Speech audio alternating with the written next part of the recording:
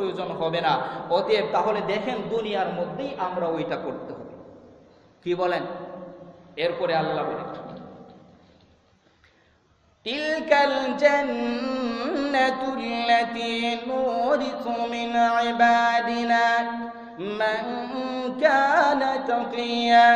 আল্লাহ সুবহানাহু ওয়া তাআলা তখন বলবেন, ওই সেই জান্নাত যা আমি আমার বান্দার কাছে প্রতিশ্রুতি দিয়েছিলাম, বান্দারে বলেছিলাম, ও দুনিয়ার মানুষেরা শোনো, যখন তোমরা আল্লাহর হুকুম মানবা, আমি ঘোষণা করে দিয়েছিলাম, জান্নাত আদনিন আল্লাতী ওয়া'দার রাহমান ওয়া'দার রাহমানু ইবাদাহু বিল গায়ব ইন্নাহু কানা ওয়া'দুহু মা'তিয়া।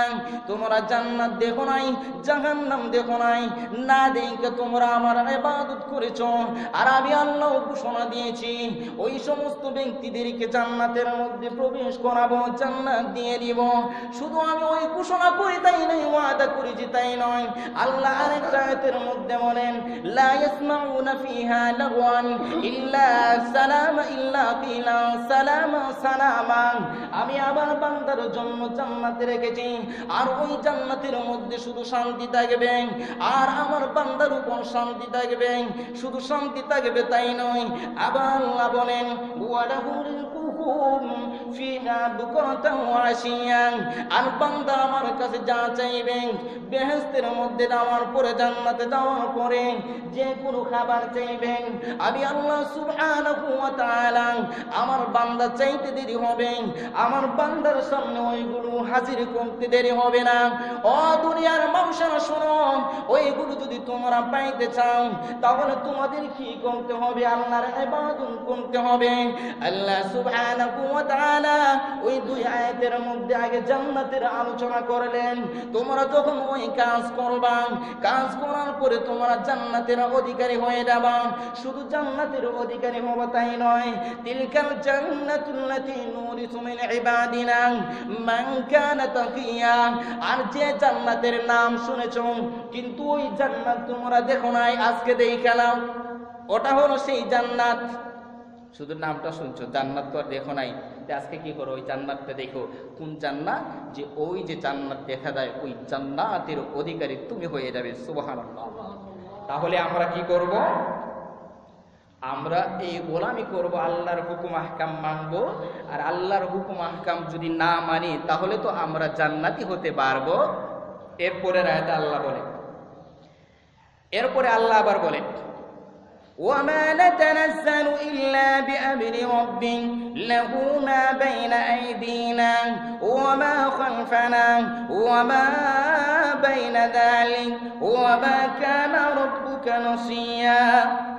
এরপরে আল্লাহ আবার বলেন, আমরা আপনার রবের আদেশ ব্যতীত আমরা দুনিয়ার জমিনের মধ্যে আগমন করি না। কারা আদেশ ব্যতীত দুনিয়ার জমিনের মধ্যে আগমন করেন না? দুনিয়ার জমিনের মধ্যে আগমন করেন না ফেরেশতা। কারণ ওই আয়াতের আরেকটা ব্যাখ্যায় আল্লাহ নবী বিশ্বনবী জনাবে মুহাম্মদুর রাসূলুল্লাহ সাল্লাল্লাহু আলাইহি ওয়াসাল্লাম জিবরাইল আলাইহিস সালাতু ওয়াস সালাম রে বললেন, হ জিবরাইল, তুমি আমার কাছে যতবার আসো তার চেয়ে তুমি অনেক বেশি আসো না কেন? যে জিবরাইল, তুমি তো আমার কাছে আসো, কিন্তু যতবার আসো এর চেয়েও বেশি কেন আসো না? তখন জিবরাইল আলাইহিস সালাতু ওয়াস সালাম জবাব দেন আল্লাহর পক্ষ থেকে, ওয়ামা নাতানাজ্জালু ইল্লা বিআমরি রাব্বিক লাহু মা বাইনা আইদিনা ওয়ামা খালফানা ওয়ামা বাইনা যালিক। ও মুহাম্মদ রাসূলুল্লাহ সাল্লাল্লাহু আলাইহি ওয়াসাল্লাম, শুনো, আল্লাহ সুবহানাহু ওয়া তাআলার নির্দেশ ছাড়া আমরা ওই দুনিয়ার জমিনের মধ্যে আগমন করি না।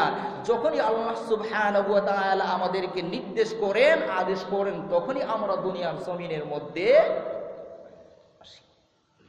এরপরে আবার আল্লাহ রব্বুস সামাওয়াতি ওয়াল আরদি ওয়া মা বাইনাহুমা ফা'বুদুহু ওয়াস্তাবির লিইবাদাতিহি হাল তা'লামু লাহু সামিয়া।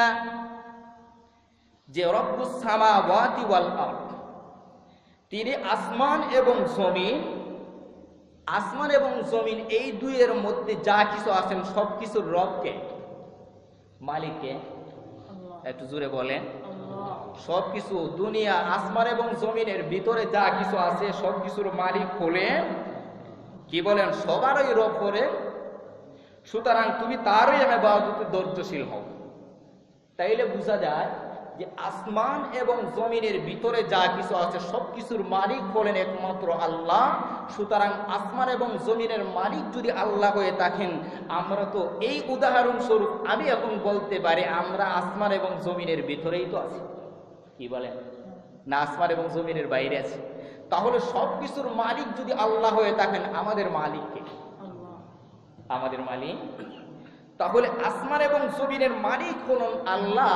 আর আসমান এবং জমিনের মালিক যদি আল্লাহ হয়ে থাকেন, তাহলে তোমরা কি করো? তারই ইবাদত করো এবং তারই ইবাদতে ধৈর্যশীল হও। কার? তারই বলতে আল্লাহর।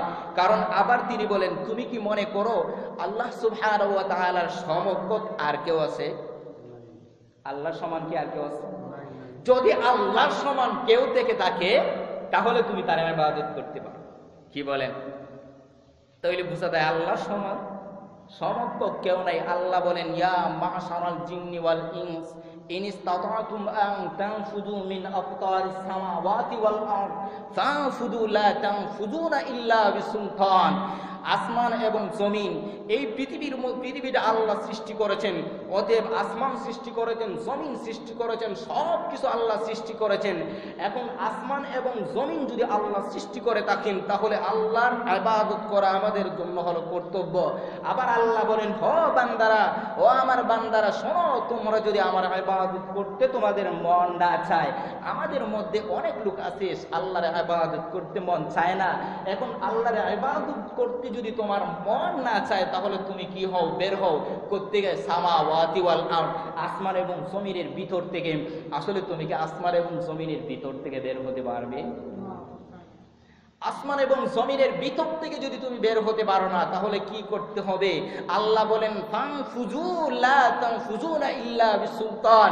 জানি আমি আল্লাহ, তোমরা ওই সমস্ত জিনিস পারবে না। কারণ আসমান এবং জমিনের ভিতর থেকে তোমরা বের হতে পারবে না। আর আসমান এবং জমিনের ভিতর থেকে যেহেতু বের হতে পারবে না, তাহলে কি করতে হবে? লা তানফুযুনা ইল্লা বিসুলতান। আমি বাদশার হুকুম মানতে হবে। আর বাদশার হুকুম হলো আল্লাহর ইবাদত কি বলে? আল্লাহর ইবাদত করা। তাহলে এখান থেকেই বোঝা যায় যে আমরা আল্লাহর ইবাদত করব, কারণ আসমান এবং জমিনের মালিক। শুধু তাই নয়, এর আসমান এবং জমিনের ভিতরে যা কিছু আছে সবকিছুর মালিক হলেন কে? সবকিছুর মালিক যদি আল্লাহ হয়ে থাকেন, তাহলে ইবাদতের যোগ্য কে? না আল্লাহ ছাড়া আর কারো ইবাদত করব? বলেন, আল্লাহ ছাড়া আর কারো ইবাদত করা যাবে না।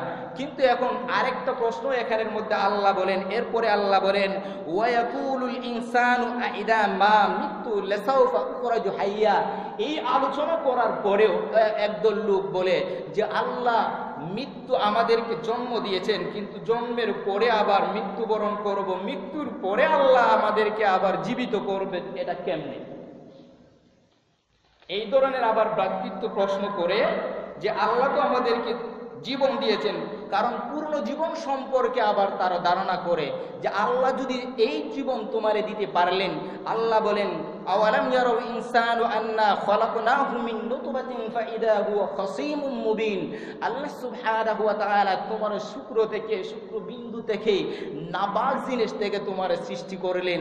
যে আল্লাহ তোমার নাপাক জিনিস থেকে সৃষ্টি করলেন, ওই আল্লাহ মৃত্যুবরণ করার পরে কি আল্লাহ তোমারে আবার জীবিত করতে পারবেন না? কি বলেন? এখানে আল্লাহ বলেন, ওয়ায়াকুলুল ইনসানু আইদা মা মিতু লাসাউফা উখরাজু হাইয়া। মানুষ বলে, আমার মৃত্যু হলে আমি কি জীবিত অবস্থায় পুনরুত্থিত হব? আমি কি আবার জীবিত হব? তখন আল্লাহ বলেন, আওয়ালা ইয়াযকুরুল ইনসানু আন্না খালাকনাহু মিন ক্বাবলু ওয়া লাম ইয়াকু শাইআ। ও মানুষ, তোমরা কি স্মরণ করো না তুমি আসলে কিছুই ছিলে না? আমি তোমারে সৃষ্টি করলাম। আমি যদি এখন তোমারে আবার সৃষ্টি করতে পারি, মরার পরেও আমি আল্লাহ তোমারে সৃষ্টি করব। আমি আল্লাহর জন্য এটা কোনো অসাধ্য কিছুই না। আল্লাহর জন্য কি এটা অসাধ্য? এরপরে আবার বলে, فَوَرَبِّكَ لَنَحْشُرَنَّهُمْ وَالشَّيَاطِينَ ثم لنحضرنهم حول جهنم جثيا। এরপরে আল্লাহ আবার বলেন ফাওয়ারাব্বিকা লানাহশুরান্নাহুম ওয়াশ-শায়াতিন, যে যারা এই ভ্রাতৃত্ব ধারণা করে, যারা ওই রকম ধারণা